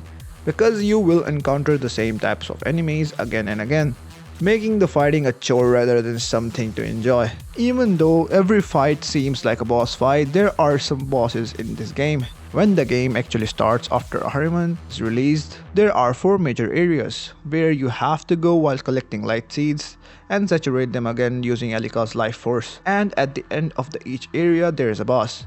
Now these boss battles are good and it was nice fighting them because they were not repeating, and this one-on-one fighting mechanic did shine there. Then there is our last boss, Ahriman, who was also really good to fight, and in classic Prince of Persia style, it uses parkour along with fighting in the boss battle, making it shine among other battles. All of these boss fights, even though being good, doesn't hold that much weight because you can't die. A lot of players were not happy with this no time to die mechanic, while some people even berating the game for opting out for a much more wider audience including kids. But I would love to disagree with such thinking because I think this works really well with overall game. From the very start, the game sets the lightweight fantasy tone and does not deviate from it.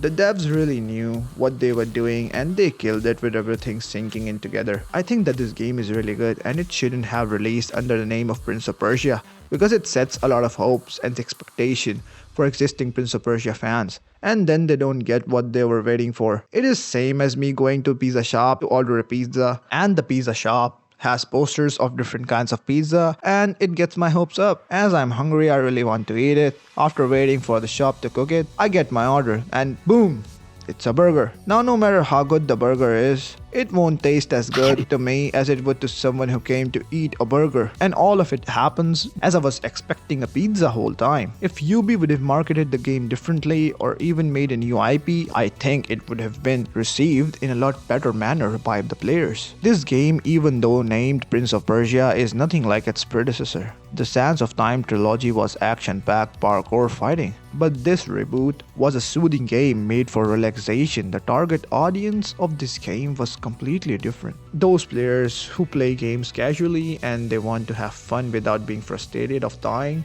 or having to take the game very seriously would enjoy this game a lot more than Sans trilogy player ever would. Gamers who love the edgy prince and Warrior Within won't be interested in such a game. But on the other hand, gamers who just like to chill would love it. This game is all about exploring the beautifully crafted world with great sceneries and soothing music, while doing some fluid parkour moves blending together perfectly without breaking the flow. Collecting seeds while using different powers, flying through portal buttons, running through buildings, sliding down pillars. There is one more thing that this game does better than Sands of Time. In Sands of Time, Farah is a great asset to us because she helps us in various puzzles and she feels important even though she dies very easily by the sand monsters. This time our partner Elika is same as Farah but even better. She helps us in puzzles, she also fights by our side, helps us traversing the whole world. She is well thought by the developers and integrated in the game and lore beautifully. Even though I can't say the same for Prince because in this whole game, his motivations are just not well justified. He just meets her and helps her, which is fine, but then goes on a whole new adventure without having any mutual interest or having any stakes in the situation unfolding in that land. He interferes in Elika's family matter, even though he just shouldn't care about it. Still, the character of Elika fits really well in the narrative. At the end, I would just state that this game is just misunderstood and played by the wrong audience. Thus, it did not perform well enough. It was a really good game and had great potential as a series, even though the story was meh at best. It was a solid game which underperformed due to being marketed under a name it was not meant to have.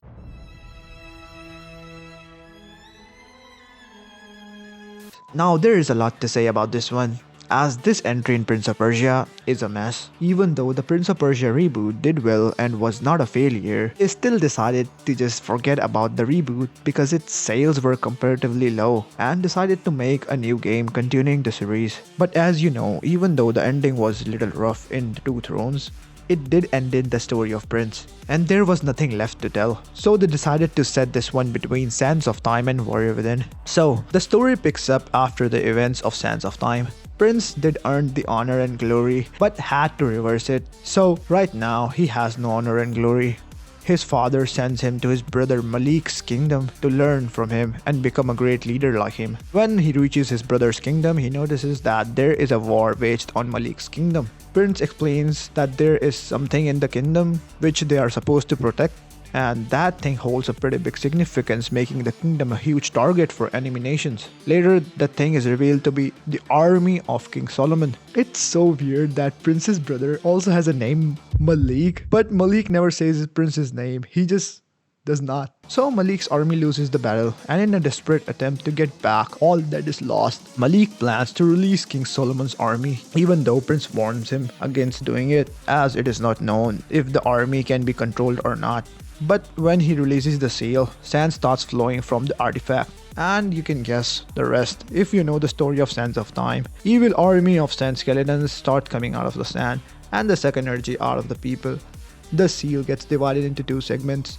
Malik takes the first half and Prince gets the other half of the seal, thus revealing the origin of Medallion of Time that we see in Warrior Within. Now the main villain of this game also releases from those sands, named Ratash. Now, as you know, Prince's goal is to undo this mess made by Malik. Traveling through the palace, Prince finds a portal which takes him to a different dimension, the dimension of a genie named Razia, and she tells the prince about the truth of the army, that it was not King Solomon's army, but instead it was sent to finish King Solomon. Then Solomon, along with the help of other jinns, sealed the army inside the treasure vault of his palace. She also tells Prince to stay away from Ratash as he's too strong to fight and must not be taken lightly as he possesses otherworldly powers. She tells Prince that he has to unite the medallions in order to seal the army, and after listening to this, Prince sets out to find and rejoin with Malik in order to reunite the medallion with its other half. As he interacts with Malik, he sees that Malik is changing, getting corrupted by the power of sands as he's feeling more powerful after killing the monsters and absorbing their sands in the medallion. Prince tries to convince Malik to reunite the seal, but he declines, stating that Prince wants all the power for himself and he should just go away from the kingdom. After that, he goes away in anger. Prince then again tries to reach him while traveling through the palace and then sees him. He finds that Malik is struggling against Ratash in a fight. Then he also jumps in the fight to help his brother, and when we get Ratash to 1 HP, the worst thing happens. Shitty Malik steals our kill. He comes out of nowhere dealing the death blow, killing and absorbing him, and then Malik's medallion breaks apart and he runs away while having a sandy headache. When Prince explains everything to Razia, she explains that Ratash is unkillable with a normal weapon, and when Malik struck Ratash with the final blow, he just took over Malik's body. That's exactly what he deserves. Stealing my kill, little chump. Then she tells Prince about an abandoned city of jinns below the kingdom and orders him to find the sword of the jinn in order to kill Ratash, and then Prince does that while having some encounters with Ratash. Razia also gives Prince shit tons of powers, and at the end, Prince kills Ratash while also killing Malik, and that is it. As of now, you probably would have noticed that the story resembles to Sands of Time with some changes. This game tries hard to resemble to Sands of Time, and sometimes it feels like they just copy and pasted the stages. But even after that, this game is far away from Sands of Time, and unfortunately, in a bad manner. Even though the story is meh, they had really good chance of adapting the story of Battles of Prince of Persia, because a lot of people didn't play it, thus they didn't know what happened before Warrior Within and how the Haka started chasing Prince. This story could have been much more interesting than the story we get in this game. To be honest, the story of this game feels more like a filler episode rather than comprehensive story made to expand the lore and the world of the series. Even the main villain of the story, Ratash, doesn't have a clear goal, as he's just destroying things in the whole world, and we don't even get to know the shit he's spitting out of his mouth. He's just shouting some weird spells at best. It is never mentioned that who was attacking the kingdom in the first place, or what the kingdom's name even is. There is just a lot of baseless exposition without any proper reasoning, which makes the story bare bones. They could have made an end credit scene with the Haka, which definitely would have helped, but they didn't. A huge opportunity lost. Well, all the bitching aside, this does have something that outshines every other entry in the series so far. The unfathomable parkour, which is so unfathomable that it looks ridiculous. This guy is literally defying gravity and playing with physics. Although the animation is really good, thus the movement seems natural, but this is really some Fast and Furious type of logic. The parkour in Prince of Persia from the very start, even though exaggerated, was never this much nonsensical and was believable. But here comes the twist. Games are games. They don't have to be realistic, or some things don't need to make sense as long as they're enjoyable and fits in perfectly. And I can proudly say that this is the case with this game. Even though the parkour is superficial, it is really smooth, and it gives Prince more freedom when doing parkour. His faster speed on ledges, his jumping on the wall and then wall running upwards out of nowhere without anything to support or give him force. The speed he has while shimmying through obstacles, or his ridiculously long jumps may seem unrealistic, but these features make the game extremely fun. The parkour in this game is also layered because in-game, as you progress, the game gives you more powers, which helps your maneuvering abilities. You get power to freeze water and power to reconstruct broken platforms later in the game. These powers may not seem a lot, but they add significantly to the game. You have to time your freezing according to the platforms and refreeze water, because you can only freeze it for a limited time. You can only reconstruct one piece of platform, and you have to time it well to deconstruct and reconstruct while doing parkour, along with zapping through birds. It is pure dopamine rush when it comes to parkour of this game. It is what I say, truly brilliant. Even though some shit doesn't make any sense, like why are these birds lined up so perfectly, not attacking me and respawning at the same place after my failed attempts at going to the other platform. But who gives a shit when I'm having fun when using all of these abilities along with parkour. This game doesn't have that many puzzles as normal Prince of Persia would have, because they made the whole parkour in this game into a puzzle, even though not hard to figure out but demanding serious timing and effort from the player, which gives a really good non-annoying challenge, and such things are always welcomed. Now, time to do what I'm best at again.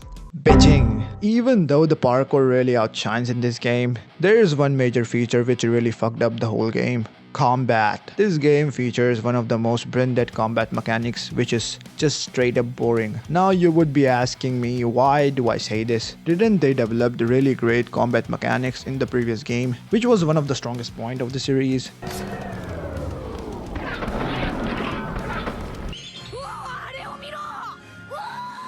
And trust me, I wondered the same, that why didn't they take what they have built till now and improve upon it, but they didn't and came up with a new combat system which is straight up dog shit. In this game they wanted the same feeling of Sands of Time in the combat, so they didn't add secondary weapon system. In the whole game, Prince only has one sword. There's no more flashy combos that Prince did in previous games. Prince has only two movesets. First is normal slash and second is powered up slash, and all you can do is mix between these two, while you can also kick enemies to break their shield and jump on top of them to do some damage differently. And you can do rolls to dodge attacks, and that is it. This is all you have when it comes to combat. There are some abilities that you can unlock like Ice Slash, Fire Slash, Stone Armor, Wind Blast, but all of these are just so generic and add no flavor to combat, unlike the abilities you get for parkour. As stated that they wanted the same combat feel like Sands of Time, they added tons of enemies like we had in Sands of Time. But back then, due to memory shortage, Sands of Time spawned enemies in waves,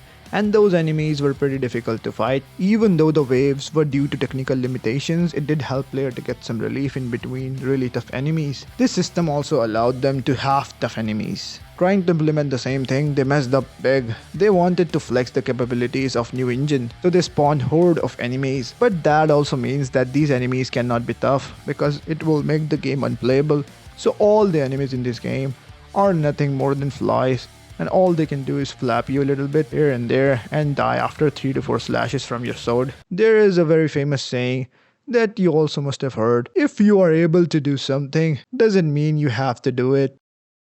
And if you do it anyways, then you get this stinky porridge which nobody wants to taste. There is also very less variety when it comes to enemies in this game. All of them are same with little difference, like kicking to get the god down of some enemies while some being normal. Some enemies spawn, other enemies making the hordes even bigger, so you have to eliminate them first. Some needs to be dash killed while avoiding the projectiles they throw. And then there are those generic bull type bigger enemies which you have seen in every other game. And that is pretty much it for the enemies. When I was playing the game, I just pretty much avoided the fights as much as I could have and killed little bit enemies here and there. just for the sake of upgrading my skills. Speaking of abilities, this game offers one of the most garbage upgrade system ever, where just some of the upgrades are good while other upgrades are just there to fill the empty space. Most of these upgrades were never needed in a game like this. And most funniest part is that this upgrade system doesn't even matter after you get the sword of the Jinn. That sword is so powerful that you can just kill normal enemies with one slash and mini bosses in 5 to 6 slashes. This sword just contradicts the whole existence of the upgrade system, as it doesn't matter anymore. The game doesn't even have a save system like previous ones, which means no drinking water anymore, which made perfect sense. After a long fight, Prince would feel thirsty. There are automatic checkpoints where the game will be saved. You don't even get sands from killing every enemy because there are shit tons of enemies, and it would just make you get enough sand to form another sand desert. You have to break objects around you to get sand and health, or get some from few enemies if game feels like giving you sometimes. I can understand getting sands by breaking pots, but getting health doesn't make any sense, and even the game doesn't provide any explanation for this.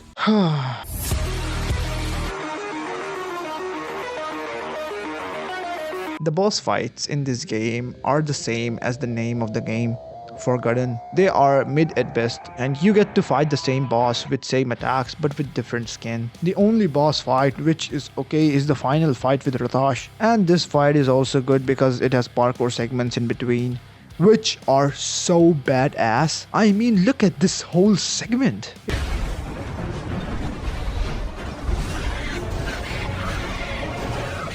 It is so lit. Other than that, most boss fights are below average. Even the boss fights with Ratash before the final battle. Now there is one segment in the game where you have to run from Ratash's attacks, and these segments are okay. It is not hard to assume that this was done due to people loving the Haka chase sequences, so they did it with Ratash, although he is trying to destroy us from afar rather than chasing us. But these segments does not have the same effect as the Haka chases, but the effort is much appreciated. After all that blabbering, I can safely say that this pointless average game was the last nail in the coffin of the franchise named Prince of Persia until recently. A game made just for the sake of it rather than made out of passion for such wonderful series. And after this, Prince's destiny became same as the name of this game, Forgotten, and for a good chunk of time. But as history repeats itself, this IP has the tendency to always come back, always with a big boom. As you can imagine, Forgotten Sands didn't do as much as Ubisoft was expecting it to do financially. Though on the other hand, a completely new IP, Assassin's Creed, sold millions of copies and was more successful than Ubisoft could have ever dreamt of. So Ubisoft did what any sane company would do, shift their focus completely onto Assassin's Creed, leaving our beloved Prince behind in dust, or should I say sand. And after that, Ubisoft never looked back and produced god-awful amount of Assassin's Creed.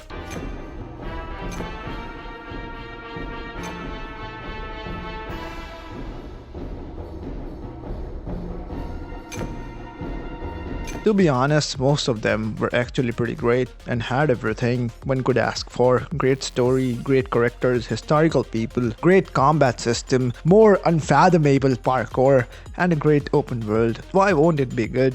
It's a series that rose from the ashes of its predecessor and shined like a bright star, improving upon everything and worthfully attaining the spot of its elder. Prince walked so that Altair could run. Some people moved on, but some couldn't, still asking for something slightly resembling Prince of Persia. I can't help but feel that this series, even though it was really good and somewhat groundbreaking, had so much more potential, which we never got to witness due to development time given to the studios working on them. Everything was so crunched together that Prince never got to show what he really had in him. The ignorance and silence of Ubisoft when it comes to this IP just shows that Ubi got no respect left for this series, as the only thing they did was to make some really bad, low-effort cash grab games. But after a long ass wait, there were rumors of a remake in making of Sands of Time, and fans were more than excited as they already saw the recent Resident Evil remakes, and those remakes were remarkable, having the same original feel with additional gameplay components to keep the game interesting in terms of today's standards. These remakes made fans speculate more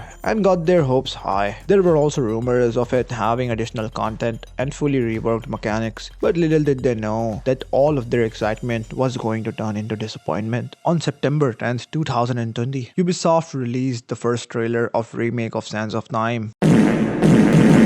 Fans all over the world were shocked when they saw the trailer. The dislikes on the trailer were far more than likes. It was obvious that fans were outraged on the poor quality of graphics. Some even stated that the game went back in time. One also stated that the remake needs another remake. The game was supposed to be released in January, just after 4 months, which means that the game was complete and only had time for some small tweaks. Ubisoft pushed the release date in the sake of damage control, but after some time, they took the project from Ubisoft India and gave it to Ubisoft Montreal and told them to correct this mess within 18 months. But it was too much of a garbage that even they were not able to salvage it. Ubisoft then decided to scrap the whole game made by Ubisoft India and told Montreal to make it again from scratch. Now you would be thinking, why did Ubisoft India made such a bad product? The answer to that question is something I was not expecting. Turns out that the two studios of Ubisoft in India never made their own games, and they were more like support studios doing quality check and other side stuff. And this is the thing I hate about Ubisoft, that they don't give this series the respect it deserves. It just seems like they wanted to cash on the nostalgia of Prince of Persia, so they gave it to a studio which doesn't cost that much to operate, instead of giving this project to a studio that already worked on it and has all the original files and documentation of their processes. They gave it to an unexperienced studio. What happened after that shouldn't be a surprise. After that, it got indefinitely delayed and nobody knew when it will release, or will it? Then in June 2024, yep, you heard me right, 2024, 4 years after the gameplay trailer release, Ubisoft releases a cinematic announcement for Prince of Persia, and release date was 2026. Let me remind you that this game was ready for launch in January of 2021. People pre-ordered this game, and this is what we got in 2024. At least we know what we are getting after GTA 6, and the main reason for even this much from Ubisoft to happen was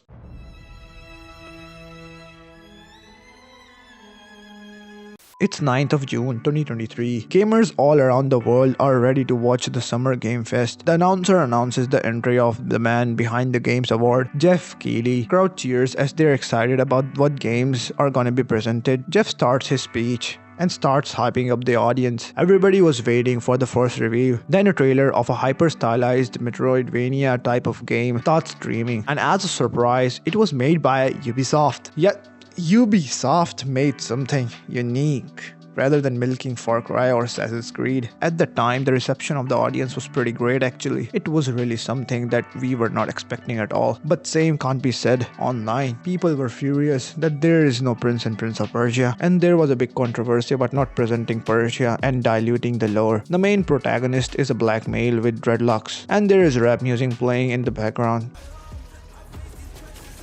People were not able to digest it. To be honest, most of these complaints didn't make sense, except the rap music one. We know that main protagonist is not Prince, wink wink, and he has his own unique personality, adding him into the good protagonist list. Prince of Persia started as a 2D platformer, and it was a really good one. The Prince originally was not Prince, but just an ordinary guy. Most of the fans were just frustrated that the remake of Sands of Time was still indefinitely delayed. That is why they just vented their frustration here. Now, enough of this nonsense. Let's talk about the game. Because this game is pretty new, I'm not gonna go into details with the story, although the main setup of the story is that we are a member of a team of great warriors called the Immortals. Prince Ghassan has been kidnapped and taken to the Mount Kaf, the land of mythical entities. Now, our task is to rescue Prince. Our whole team, the Immortals, goes to Mount Kaf. Bunch of stuff happens. Things goes wrong. We travel back in time to make things right again.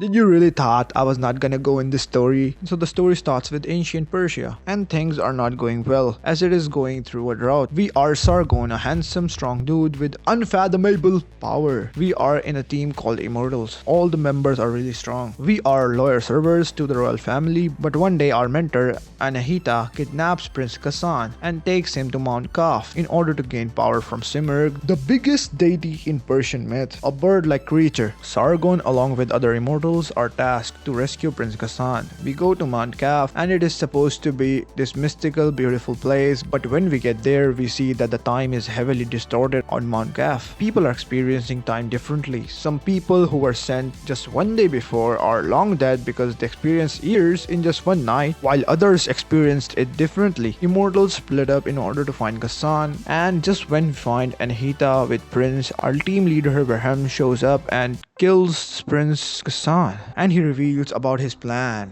to take over Persia. Sargon tries to fight him, but boom! Varham has the power to reverse time, so he kicks our ass and throws us down to the lower level of Mount Kaf. And this is one of the best things that they did with the story, because this power is so broken and only Prince gets to use it, but when we see it on the hand of a villain, it really makes the stakes high. Now Varham puts the murder of Ghassan on our head, so even the immortals are after us, except two who believe in us. After falling down, we roam around and find an old man named Alkara. He has been there for a long time and knows a lot of secrets. He leads us to Azdaha, the evil snake god. After dealing with him, he tells us about the 4 celestial guardians located on the extreme end of the map in opposite directions. Sargon has to get their blessings in order to go back in time to save Prince Ghassan from getting killed. In between finding these celestial guardians, Sargon meets Anahita, where she claims that the Persian queen Tomiris told her to kidnap Prince Ghassan. And we also get to meet a younger version of Varham due to time shenanigans happening in Mount Kaf. We also had to fight and eventually kill our own comrades, 2 other immortals. After getting blessings from celestial guardians, Sargon finally goes back to the time where Varham is about to kill Ghassan and stops him, while Anahita gets killed, protecting Sargon. In the midst of battle, Sargon gets to know that Varham is son of Darius, king of Persia. He also finds out that Tomiris killed Darius and Varham, but it turns out she couldn't even do a single thing correctly. Long story short, Varham survived, and the state Persia is in right now, with drought and everything, is because she took the throne without the blessing of Simirg. Ghassan also tells us Varham's plan to merge himself with Simirg's heart to ascend to godhood, and Varham succeeds in doing so. Varham was ready to rule everything with his own ideals, which if you look closely does not sound bad. But since Sargon is the hero, he has to stop him, so Varham gets defeated and Sargon convinces him by doing some talk no jutsu. The path you're walking down is the path of running away. That's why I can't let you keep going and drag everyone else into it. Come over to my path. Varham then sacrifices himself in order to resurrect Simirg again. With Simirg back and problems resolved, Sargon goes back with Ghassan, where he reveals the murder of the king by a queen. Then Sargon just walks away from the country, whereas the remaining immortals stay there with the younger version of Varham. This is the normal story, but there are hidden pieces of lore that are revealed by completing quests and filling up this wall. If you complete this wall, you get to know that the children were switched by the order of the queen in order to protect the real heir, and it turns out that the switched one is Sargon. Boo ha ha ha ha! The game is named Prince of Persia. What did you thought? But this piece of information creates plot holes, or should I say black holes. Now, there are tons of problems with the story. Firstly, why Varham goes through all of this when he is one of the heirs? His plan initially was just to become the king of Persia, but then it suddenly changes without any major reason. Why did the queen told Anahita to kidnap Ghassan? And if he was behind the baby swap, then why tasked Sargon with rescue of Ghassan? Why let him join the team of immortals? The story itself is not that great because its plot holes are as big as the Great Wall of China. But if you're willing to shut your mind off and play without questioning a lot,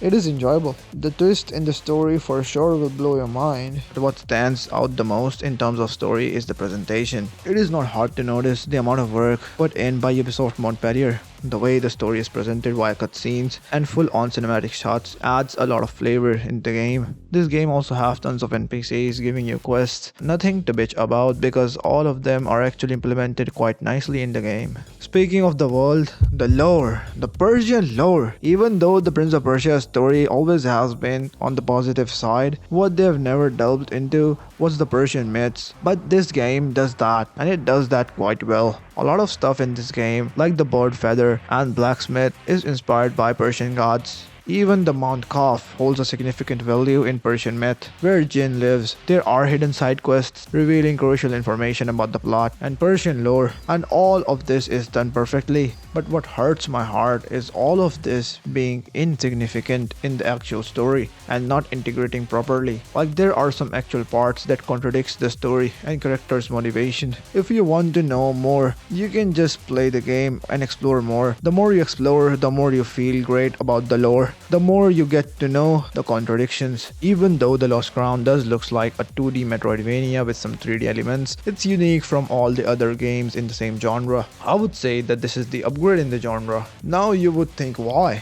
What does it do that is so special? For the starters, the whole game is designed for two types of people. Those who want to have full Metroidvania type experience along with all the hardships, and on the other hand, some people just want to have fun while playing a 2D action game. So in the game, you can tweak everything from the damage that enemies does to the damage you take from the traps. It provides in-depth customization for the player. This genre mostly consists of indie developers, but it really shows what this genre can do when AAA studio steps in the field. A lot of stuff is what you should expect from 2D Metroidvania. Open map with locked areas due to your incapabilities, and then gaining power or tools to get access to those areas, backtracking for completing objectives and other general stuff. But on top of it, there is a lot more. Combat and the traversing system of this game is just perfect. It is like there are no flaws when it comes to gameplay. The combat system of this game includes normal slashes, downward slashes, upward slashes, which is very simple at first, but when you gain different powers like dashing and warp or whip, you can do tons of damage to your enemies while having big satisfying combos. And it just doesn't stop there. When your meter fills up, you can do special moves, and man, ain't these moves criminal. When performing these moves, camera will zoom in on us, really focusing on the move, giving it the depth and weight it should have. This makes it really stands out from others in the same field. Even in boss battles, the camera will zoom in as you parry or do some other moves.